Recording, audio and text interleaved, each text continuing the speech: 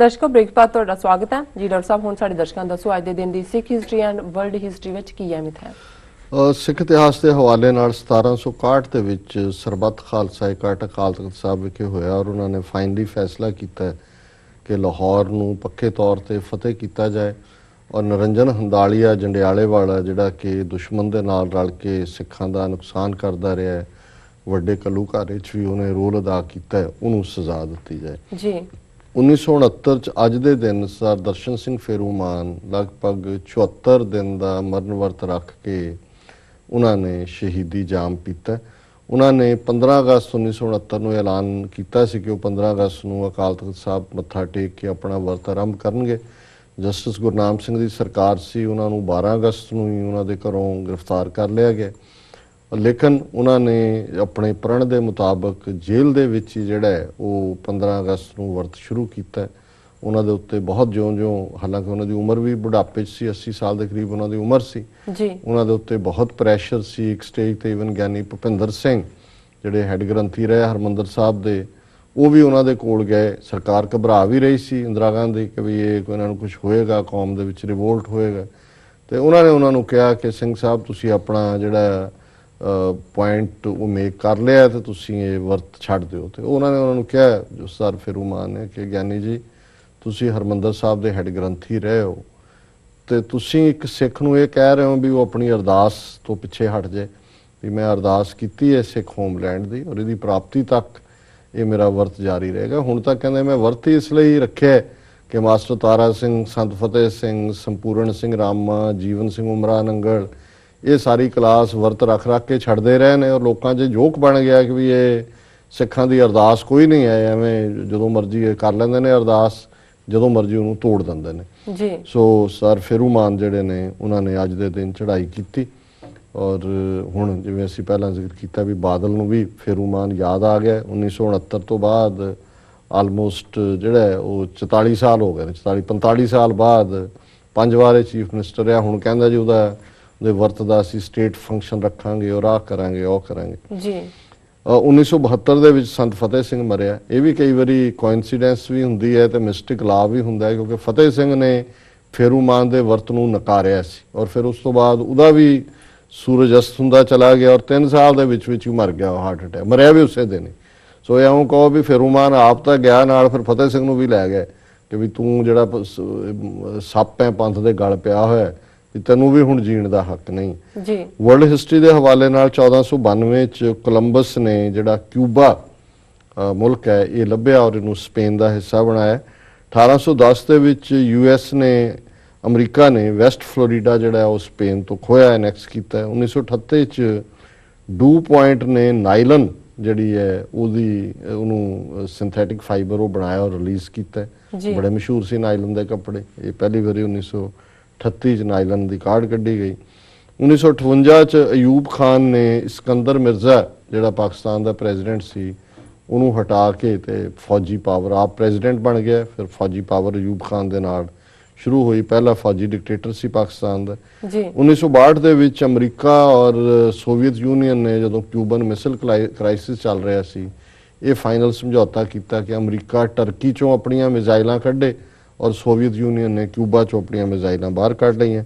1978 ਦੇ ਵਿੱਚ ਈਜਿਪਟ ਦੇ ਪ੍ਰੈਜ਼ੀਡੈਂਟ ਸਦਾਤ, ਅਨਵਰ ਸਦਾਤ, ਔਰ ਇਜ਼ਰਾਈਲ ਦੇ ਮਿਸਟਰ ਬੈਗਨ ਨੂੰ ਨੋਬਲ ਪੀਸ ਪ੍ਰਾਈਜ਼ ਜਿਹੜਾ ਉਹ ਮਿਲਿਆ।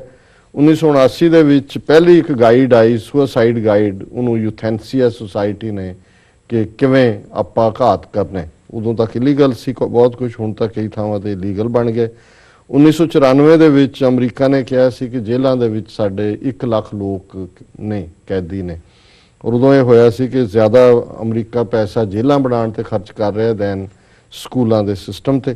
ਔਰ 2010 ਦੇ ਵਿੱਚ ਸੋਵੀਅਤ ਯੂਨੀਅਨ ਦੇ ਸਾਬਕਾ ਪ੍ਰੈਜ਼ੀਡੈਂਟ ਗੋਰਬਾਚੋਫ ਨੇ ਕਿਹਾ ਸੀ ਕਿ ਇੰਟਰਵਿਊ 'ਚ BBC ਨੂੰ ਕਿ ਅਫਗਾਨਿਸਤਾਨ ਦੇ ਵਿੱਚ ਨੈਟੋ ਦੀ ਜਿਹੜੀ ਵਿਕਟਰੀ ਹੈ ਇੰਪੋਸੀਬਲ, ਅਸੰਭਵ, ਕਦੇ ਵੀ ਨਹੀਂ ਜਿੱਤ ਸਕਦਾ। ਸੋ ਇਹ ਵਰਲਡ ਹਿਸਟਰੀ ਦੇ ਹਵਾਲੇ ਜੀ। ਡਾਕਟਰ ਸਾਹਿਬ ਤੁਹਾਡਾ ਬਹੁਤ ਬਹੁਤ ਧੰਨਵਾਦ। ਸਾਡਾ ਅੱਜ ਦਾ ਸਵਾਲ ਹੈ, ਸ਼੍ਰੋਮਣੀ ਗੁਰਦੁਆਰਾ ਪ੍ਰਬੰਧਕ ਕਮੇਟੀ ਵੱਲੋਂ 31 ਅਕਤੂਬਰ ਨੂੰ ਯੂਬਾ ਸਿਟੀ ਵਿੱਚ ਇੱਕ ਸਿੱਖ ਮਿਸ਼ਨ ਸੈਂਟਰ ਦਾ ਉਦਘਾਟਨ ਕੀਤਾ ਜਾ ਰਿਹਾ ਹੈ। ਕਿਹਾ ਜਾ ਰਿਹਾ ਹੈ ਕਿ ਇਹ ਅਮਰੀਕਾ ਵਿੱਚ ਸਿੱਖ ਧਰਮ ਦਾ ਪ੍ਰਚਾਰ ਕਰੇਗਾ। ਜੀ ਡਾਕਟਰ ਸਾਹਿਬ ਤੁਸੀਂ ਕੀ ਕਹਿਣਾ ਦੇਖੋ, ਚਾਹੋਗੇ ਇਸ ਬਾਰੇ? 31 ਅਕਤੂਬਰ ਸ਼ਹੀਦ ਬੇਅੰਤ ਸਿੰਘ ਦਾ ਸ਼ਹੀਦੀ ਦਿਨ ਹੈ ਔਰ ਨਵੰਬਰ ਦਾ ਪਹਿਲਾ ਹਫਤਾ ਜਿਹੜਾ ਐਤਕੀ 30ਵੀਂ ਦੁਖਦ ਯਾਦ ਹੈ ਜੋ ਨਵੰਬਰ 84 ਦੀ ਨਸਲਕੁਸ਼ੀ ਦੀ। ਹੁਣ ਇਹ ਮੱਕੜ ਉਹਨਾਂ ਦੇ ਸਾਰੇ ਆਲਾ ਬੰਦੇ ਜਿਹੜੇ ਨੇ ਸ਼੍ਰੋਮਣੀ ਕਮੇਟੀ ਸਭ ਬਾਹਰ ਨਿਕਲ ਆਏ ਨੇ ਬਹਾਨੇ ਦੇ ਨਾਲ, ਤਾਂ ਕਿ ਪੰਜਾਬ ਦੇ ਵਿੱਚ ਕੋਈ ਇਹਨਾਂ ਨੂੰ ਕਰਨਾ ਨਾ ਪਏ। ਇੱਕ ਪਾਸੇ ਪੰਜਾਬ ਬੰਦ ਦਾ ਸੱਦਾ ਦਿੱਤਾ ਹੈ ਫੈਡਰੇਸ਼ਨ ਨੇ, ਦਲ ਖਾਲਸਾ ਦੂਸਰੀਆਂ ਜਥੇਬੰਦੀਆਂ ਨੇ ਅਕਾਲ ਤਖਤ ਤੋਂ ਦਿੱਲੀ ਯੂਨਾਈਟਿਡ ਨੇਸ਼ਨਸ ਦੇ ਦਫ਼ਤਰ ਤੱਕ ਮਾਰਚ ਦਾ ਐਲਾਨ ਕੀਤਾ ਹੈ।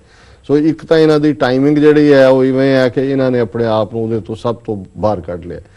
ਹੁਣ ਸਿੱਖੀ ਮਿਸ਼ਨ ਦੀ ਗੱਲ, ਜਿਹੜੀ ਸ਼੍ਰੋਮਣੀ ਕਮੇਟੀ 90 ਸਾਲ ਤੋਂ ਉੱਥੇ ਪੰਜਾਬ ਦੇ 12,000 ਪਿੰਡਾਂ 'ਚ ਸਿੱਖੀ ਪ੍ਰਚਾਰ ਨਹੀਂ ਕਰ ਸਕੀ, ਨੌਜਵਾਨ ਨਸ਼ਈ ਹੋ ਗਏ, ਸਾਧ ਬਾਬੇ ਰਾਧਾ ਸਵਾਮੀ ਨਰਕਤਾਰੀ ਆਸ਼ੂਤੋਸ਼ੀਏ ਕੂੜ ਸੌਦੇ ਉਹਨਾਂ ਦੇ, ਉਹ ਅਮਰੀਕਾ 'ਚ ਆ ਕੇ ਸਿੱਖਾਂ ਨੂੰ ਦੱਸਣਗੇ ਜਾਂ ਅਮਰੀਕਾ ਦੇ ਗੋਰਿਆਂ ਨੂੰ ਦੱਸਣਗੇ ਵੀ ਸਿੱਖੀ ਕੀ ਹੈ।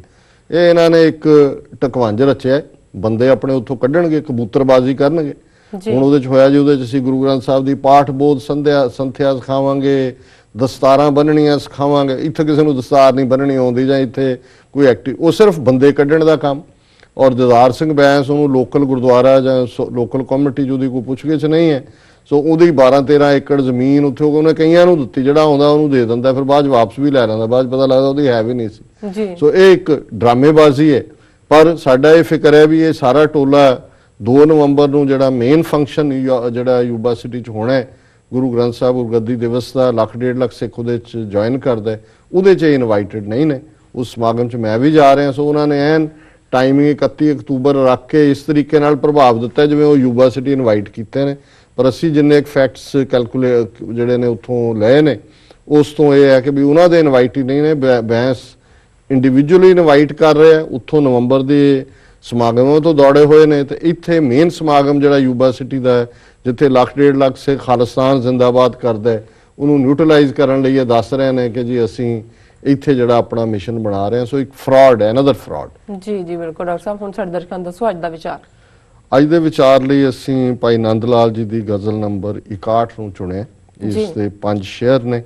ਉਹਨਾਂ ਦਾ ਮੂਲ ਫਾਰਸੀ ਪਾਠ ਹੈ, ਗਿਰਿਆ ਸ਼ੁਦਾ ਇੰਦਲੀਬ ਅਜ਼ ਨਿਗਾਹੇ ਤੋਂ ਬਾ ਸਹਿਰਾ ਰਫਤਾ ਆਹੂ ਅਜ਼ ਨਿਗਾਹੇ ਤੋਂ ਕੁਮਰੀ ਕੂਕੂ ਕੁਨਦ ਵਾ ਬੁਲਬੁਲ ਨਾਲeh ਲਾਲeh ਦਿਲ ਦਾਗ ਸ਼ੁਦਾ ਅਜ਼ ਨਿਗਾਹੇ ਤੋਂ सोशन चू जामा करद मुश्कीन वा सुंबल अज जुल्फ ते परेशान अज निगाहे तो हर कस के बादीद नरगस दीदे तुरा हम चू बुलबुल शुदा नाला अज निगाहे तो को कुनद गोया हवाए ख्वाबे खुर्द हर के खुर्दे जुरा अस्त अज निगाहे तो।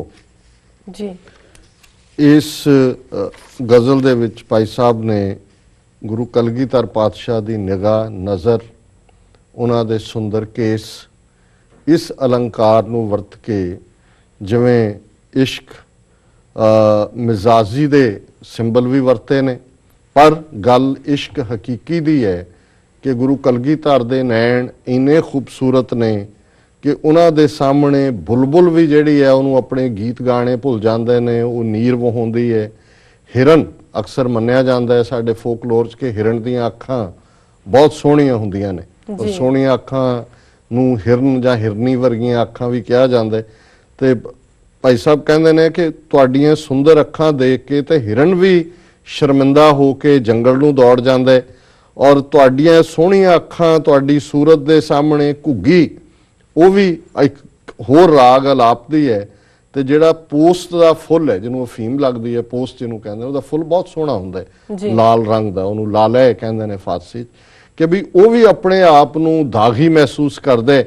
ਤੇ ਜਿਹੜਾ ਚਿੱਟਾ ਫੁੱਲ ਹੈ ਸੋਸ਼ਨ ਦਾ, ਉਹ ਵੀ ਜਿਹੜਾ ਹੈ ਉਹ ਕਾਲਾ ਹੋ ਜਾਂਦਾ ਹੈ। ਤੇ ਸੁੰਬਲ ਘਾਹ ਬਹੁਤ ਸੋਹਣਾ ਹੁੰਦਾ ਹੈ, ਸੁੰਬਲ ਹਰਾ ਹਰਾ, ਪਰ ਸੁੰਬਲ ਘਾਹ ਜਦੋਂ ਤੁਹਾਡੇ ਕੇਸਾਂ ਵੱਲ ਦੇਖਦਾ ਹੈ ਤਾਂ ਉਹਨੂੰ ਆਪਣੇ ਆਪ ਨੂੰ ਸ਼ਰਮਿੰਦਗੀ ਹੁੰਦੀ ਹੈ। ਤੁਹਾਡੀ ਅੱਖ ਨਰਗਸ ਵਰਗੀ ਹੈ, ਜਿਸ ਦੇ ਦਰਸ਼ਨ ਪਾਇਆ ਬੁਲਬੁਲ ਜਿਹੜੀ ਹੈ ਉਹ ਬਿਰਹਾ ਦੇ ਵਿੱਚ ਨੀਰ ਵਗਾਉਂਦੀ ਹੈ। ਔਰ ਜਿਨੇ ਵੀ ਹੈ ਪਿਆਰੇ ਪ੍ਰੀਤਮ ਤੁਹਾਡੀਆਂ ਨਿਗਾਹਾਂ ਦੀ ਮਸਤੀ ਦਾ ਘੁੱਟ ਪੀਤਾ ਹੈ, ਉਸ ਨੂੰ ਖਾਣਾ ਪੀਣਾ ਸੌਣਾ ਸਭ ਕੁਝ ਭੁੱਲ ਗਏ। ਸੋ ਪੰਜਾਬੀ ਅਨੁਵਾਦ ਪ੍ਰਿੰਸੀਪਲ ਹਰਭਜਨ ਸਿੰਘ ਜੀ ਦਾ ਹੈ। ਜੀ ਸੁੰਦਰ ਨਜ਼ਰ ਦੇਖ ਕੇ ਤੇਰੀ ਬੁਲਬੁਲ ਨੀਰ ਵਹਾਵੇ, ਹਿਰਨ ਵੀ ਤੱਕ ਹੋਏ ਸ਼ਰਮਿੰਦਾ, ਜੰਗਲ ਨੂੰ ਉੱਠ ਧਾਵੇ। ਤੇਰੀ ਨਜ਼ਰੋਂ ਮਸਤੀ ਲੈ ਕੇ ਘੁੱਗੀ ਰਾਗ ਅਲਾਪੇ, ਫੁੱਲ ਪੋਸਤ ਹੈ ਦਾਗੀ ਹੋਇਆ, ਬੁਲਬੁਲ ਜ਼ਖਮੀ ਜਾਪੇ। ਸੋਸ਼ਣ ਵੀ ਹੈ ਦੇਖ ਕੇ ਤੈਨੂੰ, ਚਿੱਟਿਓਂ ਹੋਈ ਕਾਲੀ, ਸੁੰਬਲ ਘਾ ਅਚੰਬਤ ਹੋਇਆ, ਤੱਕ ਕੇ ਜ਼ੁਲਫ ਨਿਰਾਲੀ। ਨਰਗਸ ਵਰਗੀ ਅੱਖ ਤੇਰੀ ਦਾ ਜਿਸਨੇ ਦਰਸ਼ਨ ਪਾਇਆ, ਬੁਲਬੁਲ ਵਾਂਗੂ ਉਸਨੇ ਦਾਤਾ, ਬਿਰਹੋਂ ਨੀਰ ਵਹਾਇਆ। ਅਖੀਰਲਾ ਸ਼ੇਰ ਹੈ, ਤੇਰੀ ਨਜ਼ਰੋਂ ਜਿਸਨੇ ਪ੍ਰੀਤਮ, ਘੁੱਟ ਮਸਤੀ ਦਾ ਪੀਤਾ, ਖਾਣ ਪੀਣ ਤੇ ਸੌਣ ਦਾ ਸੁਪਨਾ, ਗੋਇਆ ਉਸ ਨਾ ਲੀਤਾ। ਤੇਰੀ ਨਜ਼ਰੋਂ ਜਿਸਨੇ ਪ੍ਰੀਤਮ, ਘੁੱਟ ਮਸਤੀ ਦਾ ਪੀਤਾ, ਖਾਣ ਪੀਣ ਤੇ ਸੌਣ ਦਾ ਸੁਪਨਾ, ਗੋਇਆ ਉਸਨੇ ਲੀਤਾ। ਸੋ ਇਹ ਅੱਜ ਦਾ ਵਿਚਾਰ ਹੈ। ਜੀ ਡਾਕਟਰ ਸਾਹਿਬ, ਤੁਹਾਡਾ ਬਹੁਤ ਬਹੁਤ ਧੰਨਵਾਦ। ਤੁਸੀਂ ਅੱਜ ਦਾ ਵਿਚਾਰ ਸਾਡੇ ਦਰਸ਼ਕਾਂ ਨਾਲ ਸਾਂਝਾ ਕੀਤਾ। ਇਸ ਦੇ ਨਾਲ ਆਪਣੇ ਵਿਊਅਰਸ ਕੋਲ ਲੈਣੀ ਇਜਾਜ਼ਤ। ਵਿਊਅਰਸ, ਸਾਡੇ ਪ੍ਰੋਗਰਾਮ ਦਾ ਸਮਾਂ ਇੱਥੇ ਸਮਾਪਤ ਹੁੰਦਾ। ਤੁਸੀਂ ਆਪਣੀ ਰਾਏ ਤੇ ਸੁਝਾਅ ਸਾਨੂੰ ਭੇਜਣਾ ਨਾ ਭੁੱਲਣਾ। ਸਾਡੇ ਇਸ ਪਤੇ ਤੇ sos@tv84.tv ਤੇ ਅਸੀਂ ਆਪਣਾ ਪ੍ਰੋਗਰਾਮ ਲੈ ਕੇ ਫਿਰ ਦੁਬਾਰਾ ਹਾਜ਼ਰ ਹੋਵਾਂਗੇ। ਤਦ ਤੱਕ ਲਈ ਮੈਨੂੰ ਤੇ ਡਾਕਟਰ ਸਾਹਿਬ ਨੂੰ ਆਗਿਆ ਦਿਓ। ਵਾਹਿਗੁਰੂ ਜੀ ਕਾ ਖਾਲਸਾ, ਵਾਹਿਗੁਰੂ ਜੀ ਕੀ ਫਤਿਹ।